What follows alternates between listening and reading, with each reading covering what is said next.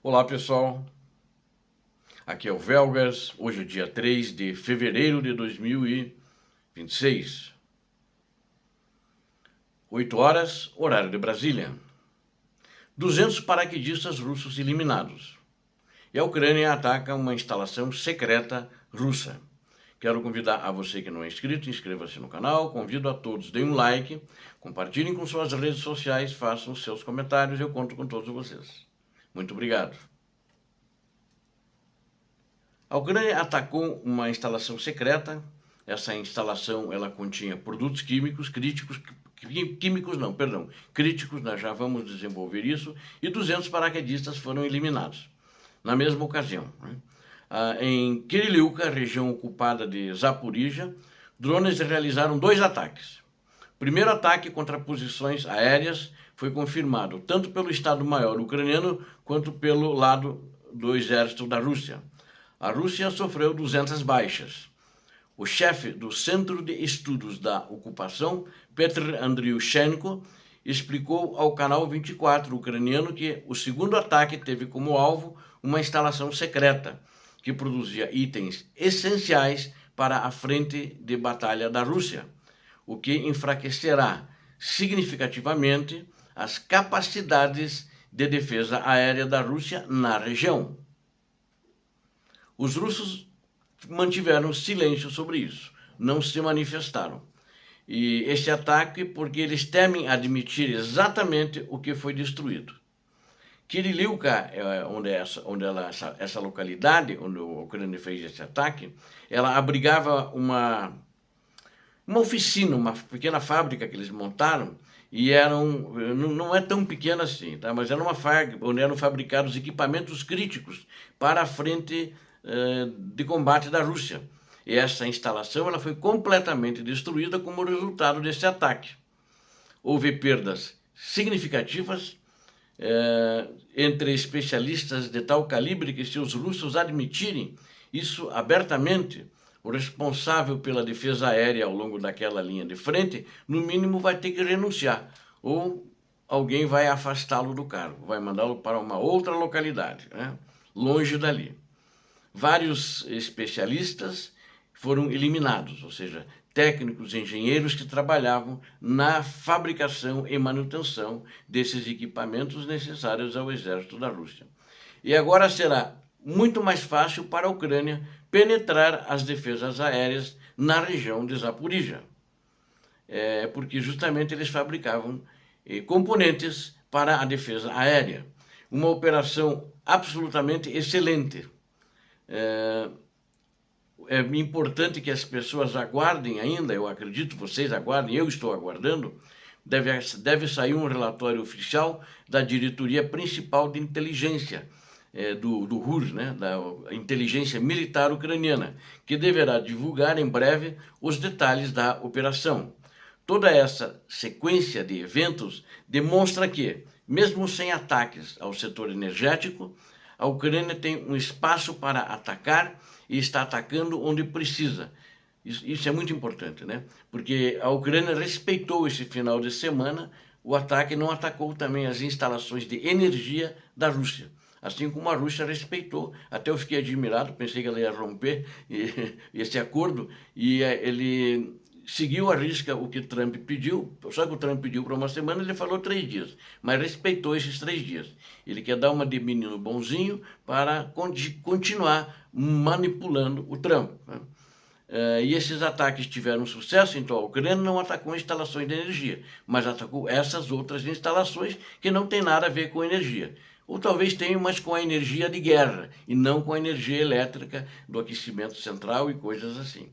De acordo com informações disponíveis, os ataques foram realizados contra uma unidade também do Centro de Forças Especiais, chamado Bars Sarmat, BARS-SARMAT, Bars Sarmat. Então, essa unidade também foi atacada pela Ucrânia.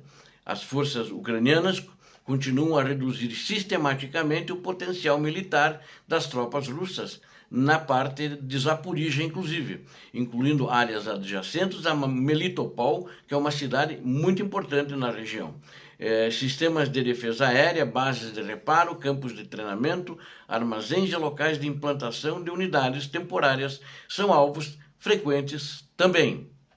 É importante notar que os ataques em territórios ocupados quase sempre visam alvos militares, ou seja, quase sempre que eu digo o seguinte, porque apesar de muitas vezes um depósito de combustível ser alvo militar, mas não é apenas um alvo militar, é um alvo da economia, que eles têm lá, por exemplo, num depósito lá, 200 daqueles tonéis grandes, eles atendem à economia civil, aos civis também, aos postos de gasolina, então não é exclusivamente um alvo militar, mas a Ucrânia principalmente tem atacado depósitos de munição, tem atacado bases militares e os próprios ataques na área de tem atacado os próprios militares russos na área de linha de frente, ali dentro do teatro de operações, tem atacado equipamentos, logísticas e pessoal militar dos russos, né?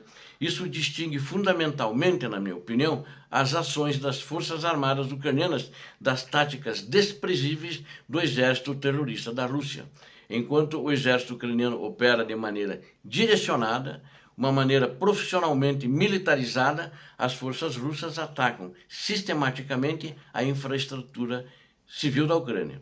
E ainda, não é mas vamos dizer, o pior é que atacam os civis, eles atacam prédios residenciais, hospitais, como esses dias eu relatei em Kherson, uma maternidade, onde ficaram feridas entre o total de 9 feridos, né, uma criança de 4 anos e 2 mães que estavam fazendo exames pré-natal, o que resulta regularmente em vítimas civis, e muitas vezes existem mortos. Dessa vez, na maternidade de Kherson, não aconteceu isso.